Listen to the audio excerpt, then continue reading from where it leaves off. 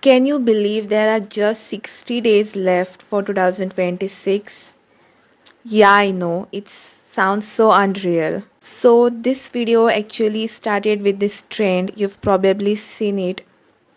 90 days left for 90 days before 2026, come back in 3 months, all that.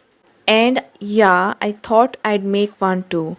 But as I started planning it, I realized I kinda needed it myself. I remembered how I used to love watching cozy reset videos, and then I remembered how last year I actually made a list of my likes, dislikes, goals, and little dreams.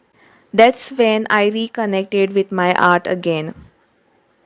And now I want to do that once more to upgrade myself, my art, and honestly to see in what more ways I can amaze myself next year. Because if 2025 was about rediscovering myself, then 2026 I want it to be unimaginable. For me, a reset isn't really about starting over, but it's about becoming the best version of myself possible, not just in art, but every part of life. And that takes effort. It's not done in a day or two. You'll feel tired, you'll fail sometimes, but that's part of it. If I had to describe this year in one word, it would be explore, because that's what I've been doing. At first, I struggled a bit with long form videos, but suddenly I'm enjoying them. Now I actually want to post consistently, not because it's perfect, but because I'm having fun. And honestly, I wasn't even planning to make traditional art this year.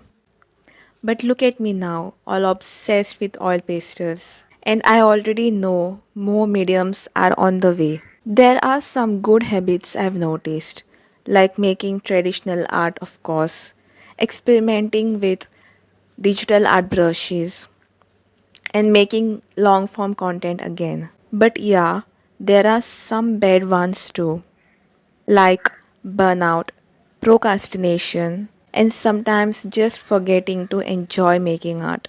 That happens to a lot of us. Burnout is normal, pressure is normal, but having a clear mindset and planning properly really helps bring balance back. You know that list I mentioned earlier? It really changed things for me. Because sometimes we forget what we are already good at. We look at others, we compare, and we convince ourselves that we are behind. But when I sat down and actually wrote down my likes, my skills, my little passions, it reminded me how much I always loved art since childhood. So if you're watching this, take a quiet moment and write your own list too. Not just about art, but about you, what you've been, where you've been, what you love, and what truly makes you feel alive. Because growth isn't about doing what everyone else is doing, it's about remembering who you are and choosing what genuinely makes you upgrade yourself. For the rest of 2025, I want to focus on more than just art. I want to focus on myself, taking breaks when needed, listening to my body, practicing self love, building confidence, and remembering that rest is also a part of growth. I'm learning to give my creative mind some rest too.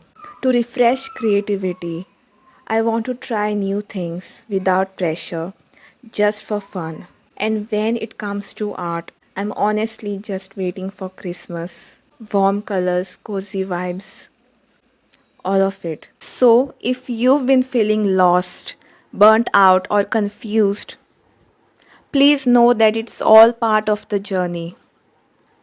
It doesn't mean you're failing, it means you're growing. You'll fall behind sometimes.